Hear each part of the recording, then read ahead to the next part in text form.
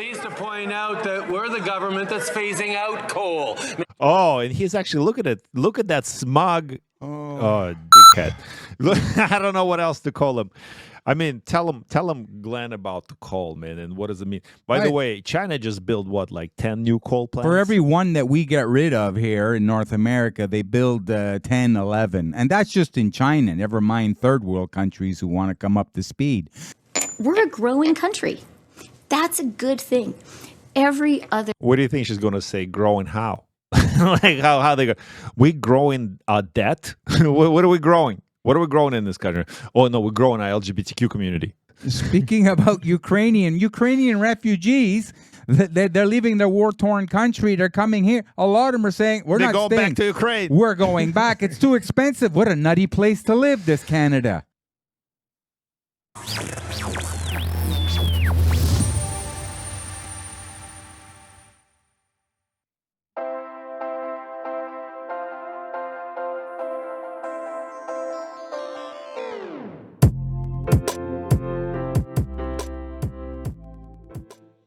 To the listeners, be prepared, get ready, because the G-Man's blood is boiling. Something new and strange has happened in Canada. Canada is sitting on probably one of the largest housing bubbles of all times. Something we haven't seen before. An entire generation of youth now say they will never be able to afford a home. This is not normal for Canada. We've got students who are living in their vehicles because they couldn't find a place to live. Tens of thousands of Canadians could default, Moshe, on their mortgages. And are we looking at that kind of nightmare scenario? After generations of affordable and stable Canadian home prices, it now takes 66% of the average monthly income to make payments on the average single-detached Canadian house.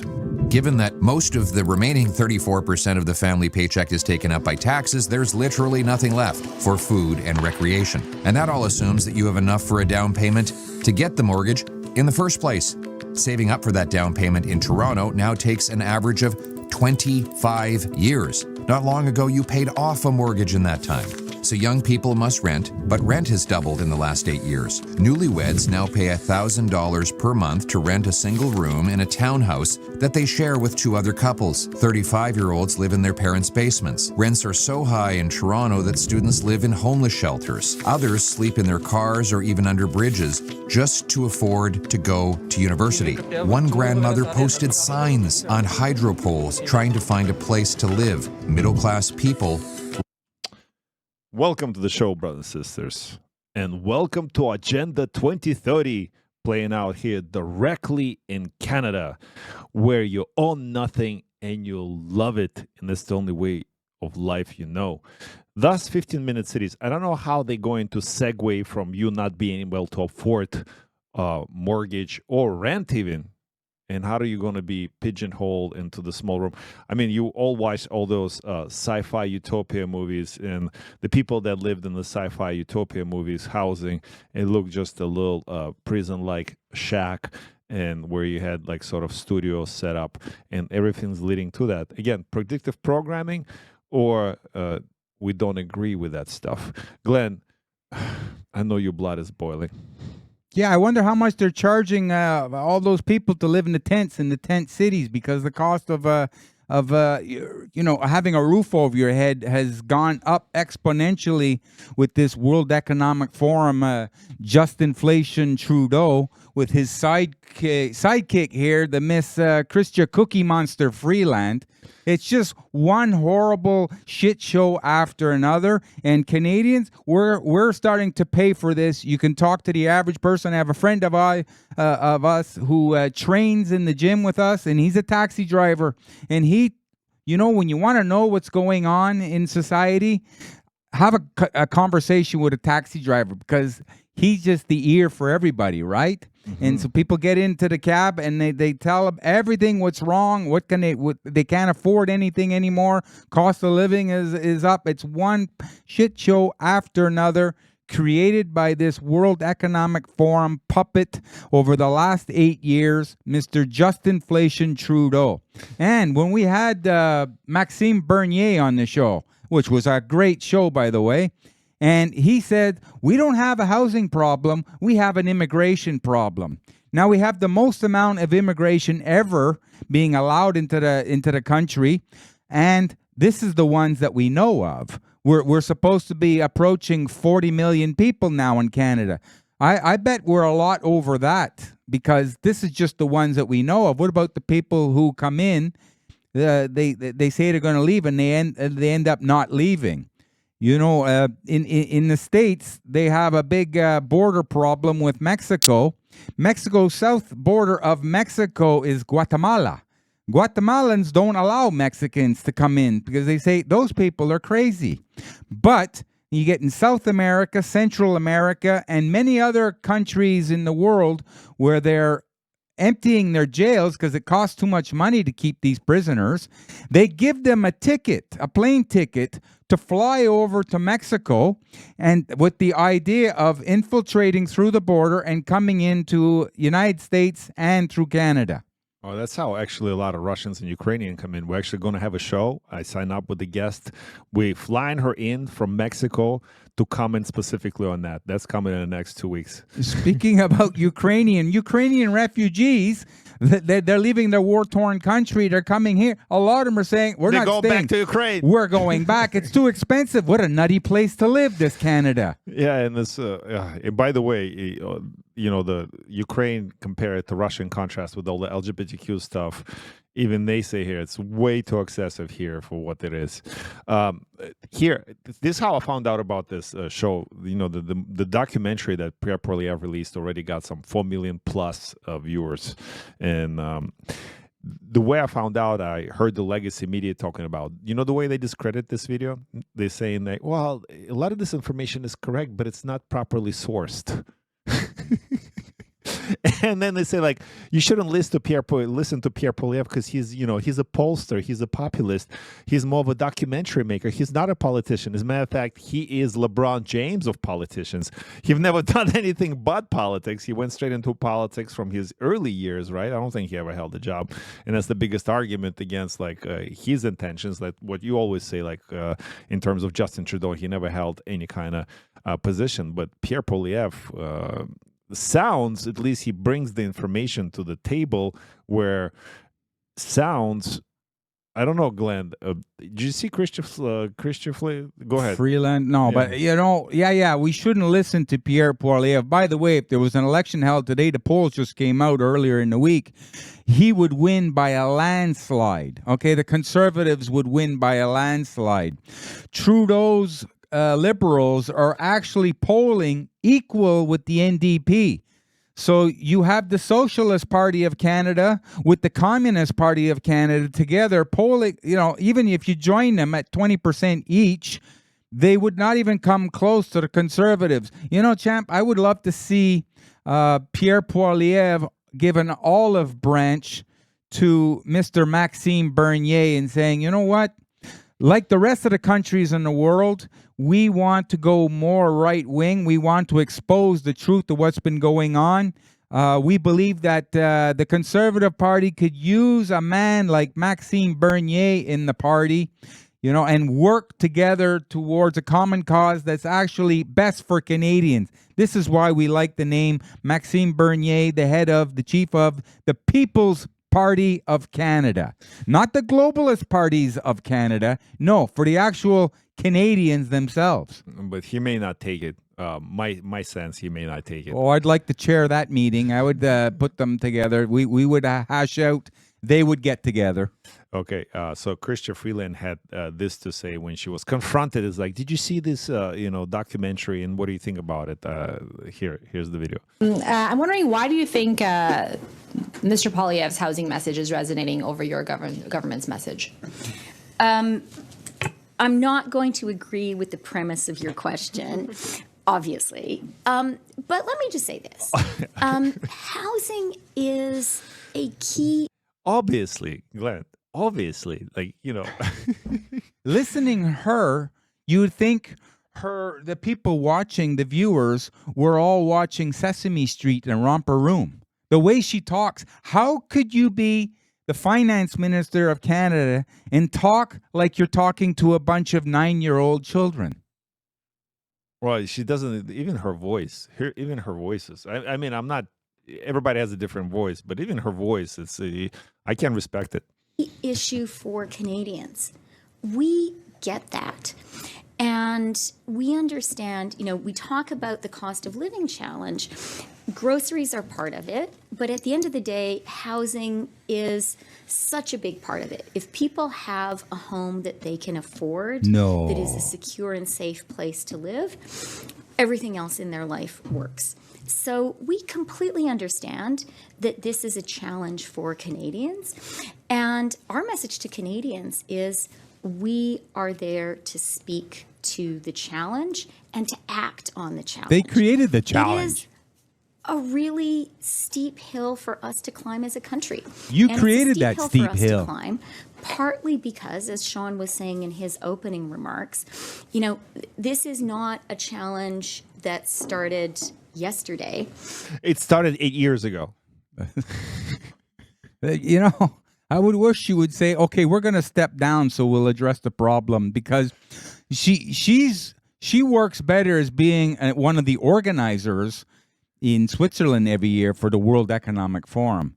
She works better at that than she is as the finance minister of Canada. Obviously, her record speaks for itself here. Well, I'm going back to my original premise. How can they sit like this straight in front of the cameras and billions of people watching her with a straight-faced line? Lie. How can you do that? For decades now, governments in Canada have not been building affordable housing and supporting the building of affordable housing. We are changing that. And the second thing... Okay, so is it actually building of affordable housing, or all the laws and all the economic choices that they implemented that brought down the inflation and stagnation and all that stuff? Right now, people can't even afford, how much is the room to rent in Montreal right now? Average cost of the room, not a house, not a studio, just a room. Way too much for the average income. $750. Yep. Right? So we're not even talking about if you want to rent like a small, tiny 2-bedroom apartment somewhere in the new construction. I'm talking about tiny. $2,000 minimum. We see people living in their tents, but I got to tell you, there's a hell of a lot of people who are living out of their cars. They bought little SUVs and everything, and they're actually living out of the vehicles. Because when I'm watching Rambo the Rottweiler, when we go for a walk together, you see people, living in their car, waking up in the morning and driving away, driving to work, getting a little bit dressed up. It's ridiculous what's going on. Just to give things into a little bit of perspective, in 1972, Canada's population was roughly 19 million people. 50 years later, in 2022, it's almost double. In 1972, that 1 year, they built 230,000 new homes. Last year, with the population double, they built 220,000 new homes. So you have doubling of the population and not even the same amount of homes being built every year at a time where immigration's at its peak right now. It's the highest it's ever been. And this is what she says about immigration. Listen. Yes. And this, as finance minister, I see as a huge advantage for Canada. We're a growing country. That's a good thing. Every other... What do you think she's going to say? Growing how? How they go? We growing debt? What are we growing? What are we growing in this country? Oh, no, we're growing our LGBTQ community. Oh, it's not actually, it's 2SL plus LGBTQ XYZ community. That's what we're growing. They're wealthy, industrialized nation in the world. When they look at their economy, one of the first problems they see is a demographic challenge. Because Canada is one of the few countries that is open to immigration, that is less of a challenge. Certain type of immigration. Okay, brothers. Like you just said it. Yeah. LGBTQ, it's very open to that because in many countries, that's not allowed or it's frowned upon, or the people, they got to stay in the closet. And then they find out what's going on here in Canada. Oh, there's a big mad rush to get over here. This is the reason in the city of Montreal last year, the HIV people went up 130% in 1 year. A 130% increase in the number of people diagnosed with HIV in Montreal in 1 year. Why? Well, because we're opening our arms to the people of a certain community, which obviously are going to be more susceptible to catching HIV. It doesn't take a rocket scientist to figure it out. And you know what? It takes a man to tell the truth. And also in that community, I mean, I work in a gay village. There's it's not just, I'm not looking at the gays. I'm looking at the, addicts, drug addicts, heroin. That's needles and Go hand in hand. Goes hand in hand for some reason. Needle in hand.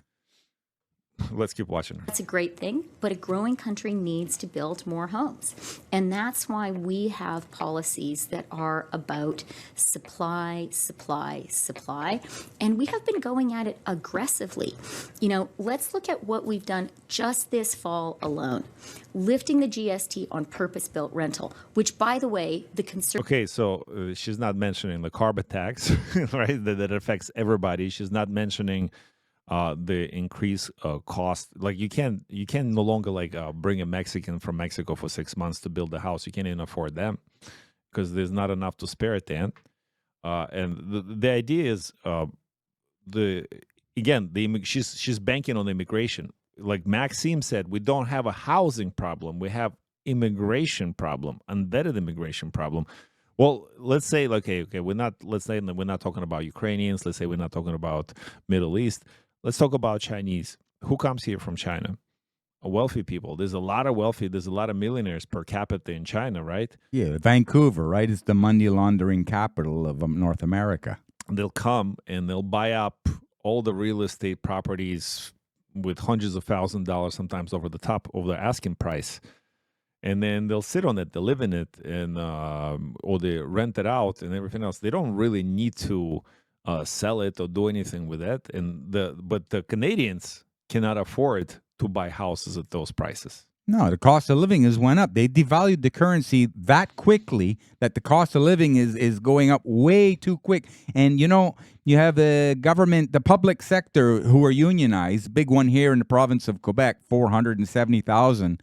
The government wants to give them a settlement for the increase in salaries. And it won't even keep up to the projected cost of living index over the next 5 years. Plus, when you do, let's say if you did keep up with the cost of living, you got 18% roughly over the next 5 years. And we know it's going to be more than that, by the way. So let's say they even got 18%. It's going to bump them up into a higher tax bracket, and they're going to have less money to buy the things that they need. I mean, no matter which way you look at it, the public is being squeezed, and these people lie right to your face about it. And meanwhile, they're running off with your money. Like, for example, you have so many Canadians, they can't even afford a shelter over their head, living in tents, living in their vehicles, but they have enough money to send $9.5 billion over to Ukraine, one of the most corrupt countries in the world, who launders that money and send it over to the globalists to find a way to infiltrate and send it over to the globalists and clean it. And then these people are all part of that. And then they've done a good job at conning the people, indebting the people. And so then they get cushy jobs after they're out of Canadian politics. What they should be is tarred and feathered and brought and peep walked in front of everybody to show them, look, these are who are the people you voted for, because you're unaware that they work for somebody else. They don't work for the Canadian people. Actually, we're paying them to harm the Canadian people to enrich the globalists. Well, it's a good example. And $9.5 billion is a large amount of money. But if you go and look at all of other donations that Canada contributes to the rest of the world for whatever reasons, like example, just a few months ago, they donated $90 million to a Caribbean wax equity fund, make sure that everybody gets the vaccine and stuff like this, and LGBTQ awareness in the same style. I mean, $90 million is a lot less than $9.5 billion, but all those little amounts that add up, they add up to another sum, like where we could keep it here.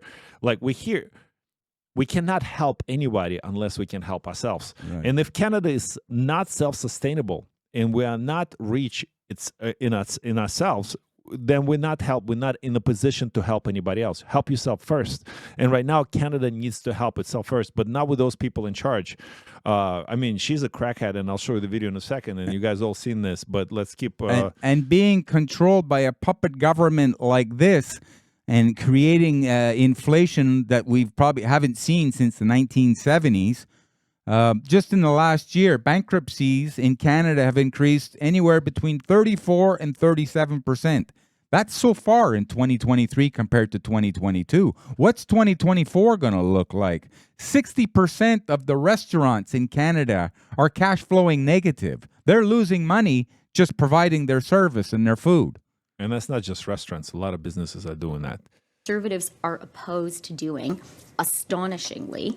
That is a measure which alone will build 200 to 300,000 more homes. The Housing Accelerator Fund, which is now, going into action at municipalities across the country. We think we're up to 100,000 more homes through that fund alone. $15 billion more to finance the construction of apartments. That also 100,000 more homes. And but also, she's not saying what kind of homes, what kind of apartments. What if they just decide, like, 2x2? I don't know. Like, you have no idea what they're really funding with this, and that's another form of laundering money here in Canada for some reason. Plus, she's not telling us the truth on what communities are getting the funding for these lower income buildings for the housing units. It's overwhelming majority is going into, believe it or not, NDP communities. Why? Well, because these are the extreme socialism, so these are the people who need all the money. So the right-wingers, the conservatives, the people who work and build the economy, they're the ones who have to pay for all this. And so it's siphoned from the people who work and want to get ahead and they're having a hard time, and it's given to the people who vote in the branches of government that are going to give them the most amount of stuff for free. Hence, there you have the extreme socialist communities controlled by the NDP, which is basically a communist party, supported together with the Liberal Party of Canada, which used to be a centrist party, but now has gone extreme left-wing, woke liberalist. And this is the reason why Canada is falling. This is the reason why in all the other countries in the world that have elections, as the elections come due, they vote out the incumbents and they put in the right, the extreme rights, or the libertarian, because now they're voting for change for the better. And here's what they vote for. By the way, we didn't vote for her. Freeland discussed or mentioned the shared priorities that we governments have. I'm wondering, would you describe a carbon tax exemption on natural gas for Manitoba as one of your priorities? Nervous service. Our priority today is to share the news with heebie-jeebies. Manitobans that your federal government, your provincial government are Hey, working is that a nervous to put disorder or is it forward. drugs? I think Manitobans in every region want to see the people I that choose they B. send to elected office work together to improve things like healthcare. It's not the first time you've seen this video, and there's plenty of videos of her like this, brothers and sisters, her twitching, and I don't even know what you call that. But this is not this is the person judge. Okay, if it's a disorder, if it's a mental disorder, if it's some kind of physical disorder, I'm not making fun of her. I think Canadians have the mental disorder. We're the ones who voted for this government. These are your people who are responsible. She's the Minister of Finance. She's the one who deals with the Canada Central Bank and says, hey, Canadians need a little bit of leeway here. But no, let's sell them out. And maybe she's a little bit tired. Maybe she took something as a little upper to give herself some more energy because, she's working really hard at ruining Canada's financial situation. Well, provinces are pushing back. Did you see that? Well, first of all, Poilievre is very vocal about it, and you've seen the video that he released. But also the provinces like Alberta and Saskatchewan are pushing. The thing she's not saying partially why everything's so expensive, groceries and housing, and also this crazy carbon tax that they added on. That's Putin's fault. Yeah, it's Putin's. By the way, it's exactly what Justin Trudeau said. It's the MAGA influence from the South, and if you believe into that, you're also susceptible to Putin's propaganda. Trump's fault. Yeah, and also, because Alex has show, I'm of Russian origin, definitely a Russian bot of some sort, according to him, not according to me.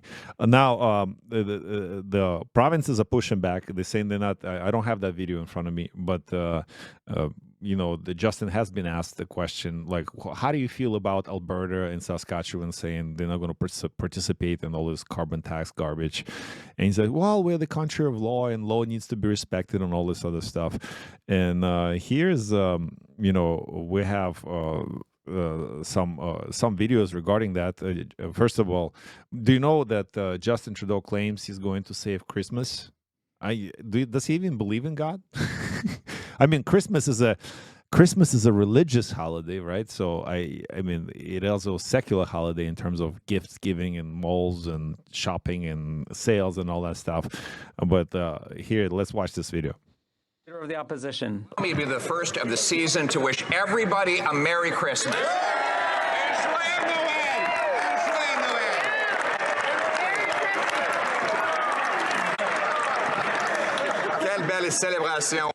What a beautiful celebration Christmas is. Including Christmas, Mr. Speaker. But unfortunately, after 8 years, this Prime Minister promises nothing but a carbon-taxed lump of coal for Canadians, really get off the backs of Canadians so that they can enjoy beautiful gifts, maybe even a turkey and a warm meal around the Christmas table this season. That'd be nice. He just pissed off all the vegans. Turkey, gobble, gobble. Pleased to point out that we're the government that's phasing out coal. Oh, and he's actually, look at that smug, dickhead. I don't know what else to call him. I mean, tell him, Glenn, about the coal, man, and what does it mean? By the way, China just built, what, like 10 new coal plants? For every one that we get rid of here in North America, they build 10, 11. And that's just in China, never mind third world countries who want to come up to speed. Newsflash, coal is the #1 producer of electricity in the world. It makes 35% of all electricity produced in the world. So you go and you hammer the coal here. Okay, you do your job over here. Meanwhile, whatever you knock down one notch here, the rest of the world brings it up 20, 30, 40, 50 times. Exactly. Mr. Speaker, over the opposition of the leader of the opposition. We're going to continue to build a better and brighter future for all Canadians. Yeah. Okay, so either people who still vote or still, like, I don't know, the liberal media, because it doesn't matter if it's legacy media, whatever. All the liberal media, they still somehow upload to this guy, even though we know the Liberal Party is done for. They still somehow showing the support for this guy. How can you show support after him making those statements? It's ridiculous. Is it cognitive? That's my question. Is it cognitive dissonance? Is it a willful ignorance, or is it just straight up evil? Or is it an exposure to the waking up the Canadian population to the awareness about their real democracy and how it's been controlled through the mainstream legacy media, their perception of reality? So the media controls how they think about a potential person that they want to run the government. Oh, he would be good for Canada. We've had 8 years of this guy here ruining the country, and he's talking about how he's going to make the future for Canadians bright better, and good. Yeah, really. Well, that's what I mean. The quality of life just crashed dramatically in 8 years. But it's like, oh, look at us. We're building the better future. Well, the past 3 years, you just killed the country altogether. Wait till after the Christmas holidays. January, February, and March. Watch the layoffs that start in Canada. Already started, but they've managed to keep it a little bit quiet. Even the CBC, that's bought for by the Liberal government, taking money from the constituents, from us, and even when they can't balance their budgets, they print more money, and it creates inflation on us, which is a hidden tax. Bought and paid for CBC. They're laying off 600 people. And to balance their budget, or to try, because they have a budget shortfall, so they have to lay off 600 people to ensure that their executives still get their bonuses. Okay.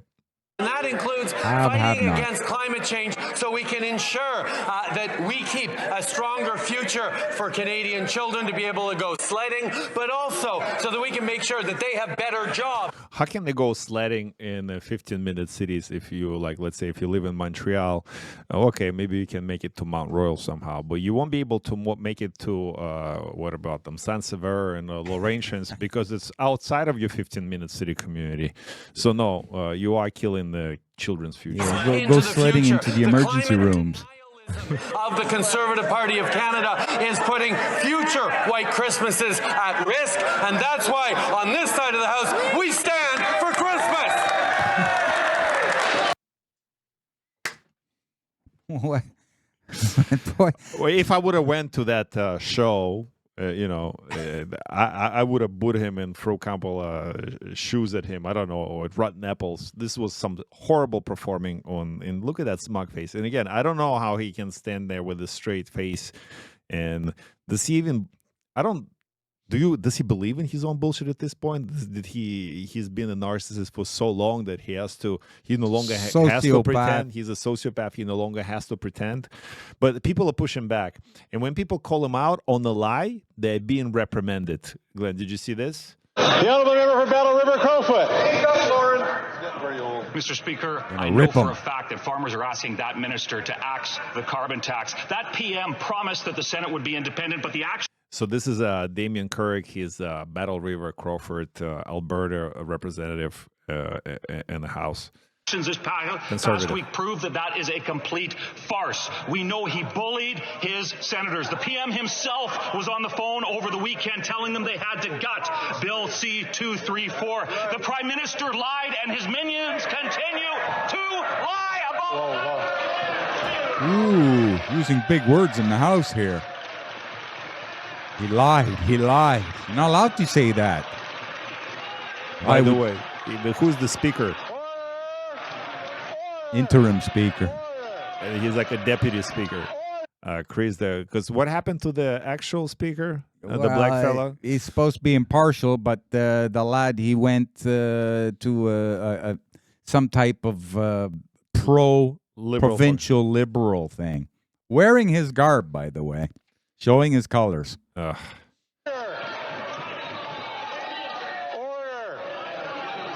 The honourable member who got here at the same time I did knows full well that you can't use that word. Yeah. I would say the honourable member should retract that. And what word is he talking about? He's retract the word lying, accusing somebody of lying. I would have retracted. I said, no, he's bullshitting. Apologize. The honourable member, Battle River Crowfoot. Mr. Speaker, I will not apologize to that Prime Minister when he continues to lie about the independence of the Senate. I've asked. So when you call out Prime Minister on the fact that he is lying, you are again dismissed from the House. How many scandals does this guy, this Prime Minister, have to be involved with? How many lies, conspiracy problems he's involved with, money making, little agendas sneaking out before Canadians say, no, we're going to unite together, take a little walk down to the Parliament building and throw him out of the 6th floor window? This is opinion of Glenn Herring alone. That's not Alex's show. No, the truth is there's no democracy in Canada, because if there was, then if you call in somebody on the lie and you call him a liar, regardless of circumstances, this is not hate speech. You're not attacking anybody. You're not threatening anybody. This is straight up just using it's a conversation, specifically pointing out the fact that he is misleading the populace. Yeah, and don't call him a liar directly, but you're allowed to say, I think he's a liar.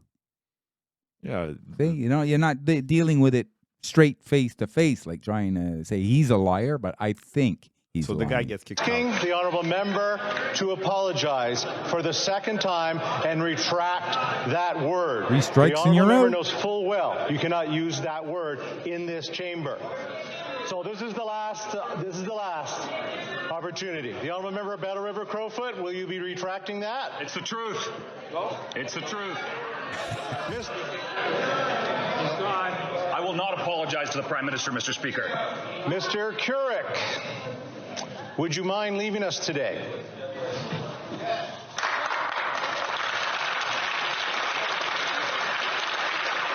My question is, if he doesn't, what happens? I don't know, but I'd be out. I'd already be eating my steak dinner. He's doing his job. Like, okay, kick me out. I'm going to go. Telling the truth. Filet mignon for the G-man.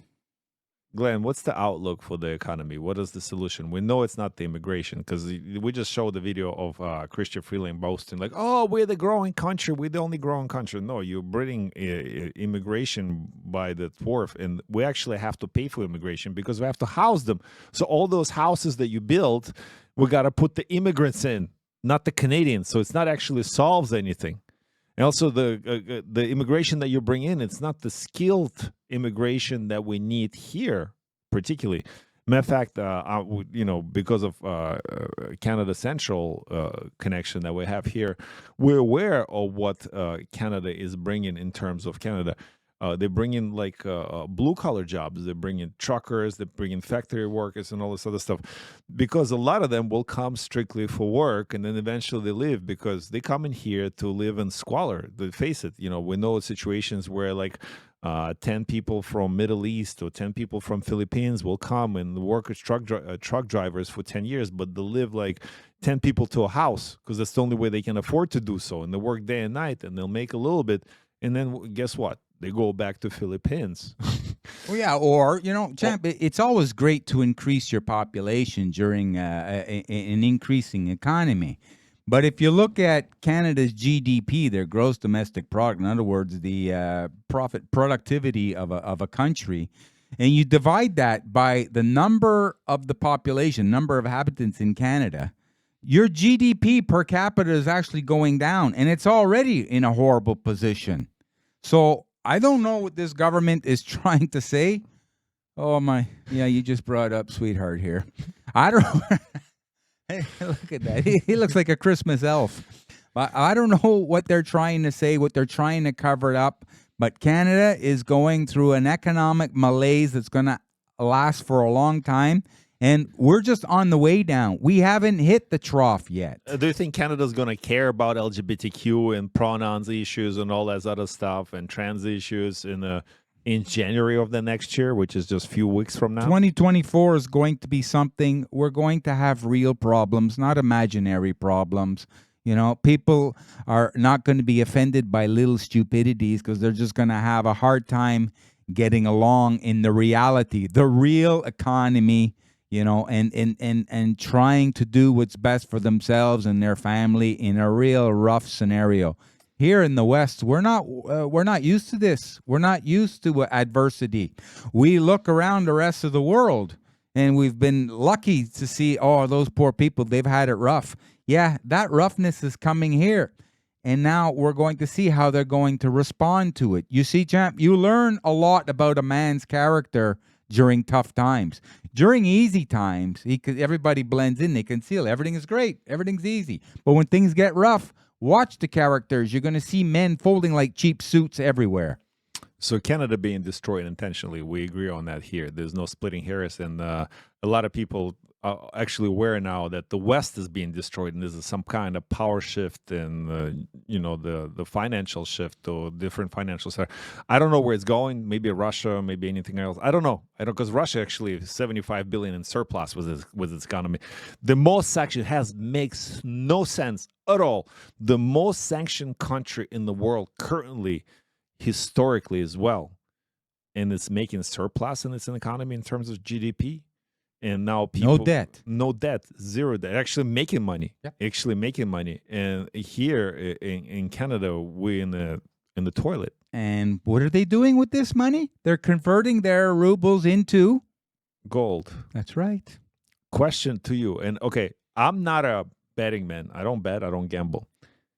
If you had to gamble and you had to bet, when is Justin Trudeau steps down, like Ardern says, oh, I need to go take care of my gay partner or whatever he's going to choose as an example.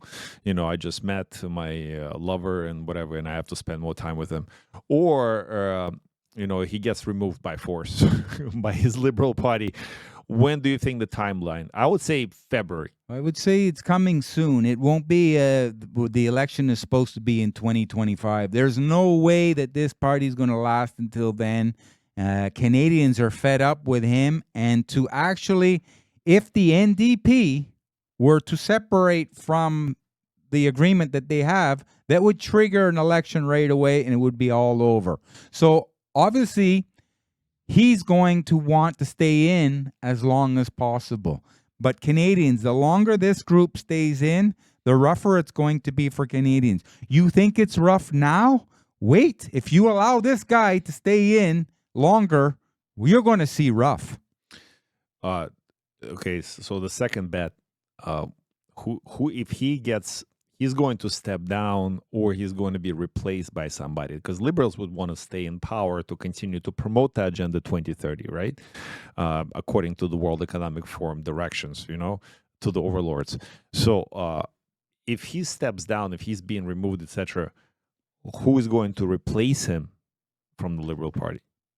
Is there even such person? Like what's to replace him directly? I think the whole Liberal Party, the whole political system in Canada might have to be revamped and create government or people running for government that would actually work for the people who are paying them and not work for the globalists who use the mainstream media to control your perception that they're working for you. So, brothers and sisters, there's hope for all of us, because if we recognize this here at Alex Sash Show and we are able to discern the people, who's supposed to have a social contract or actually political obligation to their constituency and not being sellouts to the, by the way, they don't even deny it. If you listen to legacy media, they say, oh, the target goals of carbon tax initiative are 2030 and 2050, whatever it is. And that's exactly the agenda's 2030 agenda. Look it up. If you don't know what the 2030 agenda, look it up. It'll come up. Put in Montreal, for example, Agenda 2030, and you'll see exactly what the projects associated with it. Or you can put Canada Agenda 2030, and you'll see that. However, because we are aware of this, we are fixing it. We are rejecting it. We are making different choices. And the choices that you're going to make different are going to start at your house. Actually, it's going to start with you. What choice did you make today? Did you wake up this morning with a smile, with a meditation? Did you have a good breakfast? Did you hug your family? Did you go to work? Did you exercise? Did you read your Bible? Did you go to church? Whatever your disciplines are, address it with you and then pass it on to your families to have a strong family unit, because the strong family unit is the foundation, is the brick of a strong society. We need that. We need strong families that comprise the strong society here in Canada. There are no men. There are no families right now in Canada. We have a feminist problem. We have LGBTQ problem. And again, if you're gay and that's your choice, that's not a problem with us. But if that's the agenda you're promoting and you don't promote strong families, you are destroying the society. So good luck with that, Justin Trudeau, because just like Ardern, and I don't know if she's even still around, I haven't seen her in a while.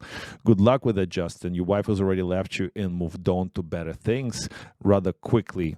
I pray that your children turn out to be okay and they have strong families and help us rebuild the society, because they see this from within.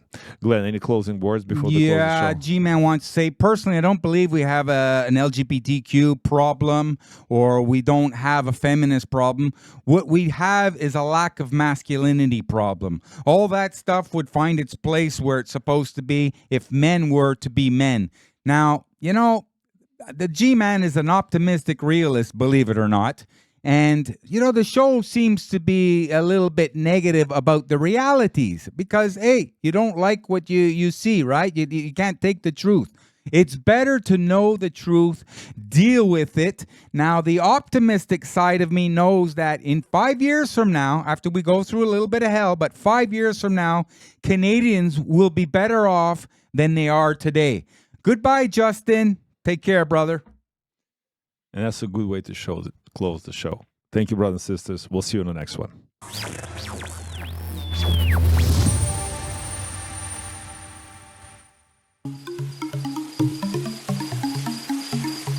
Glenn, we make a community worse for everyone?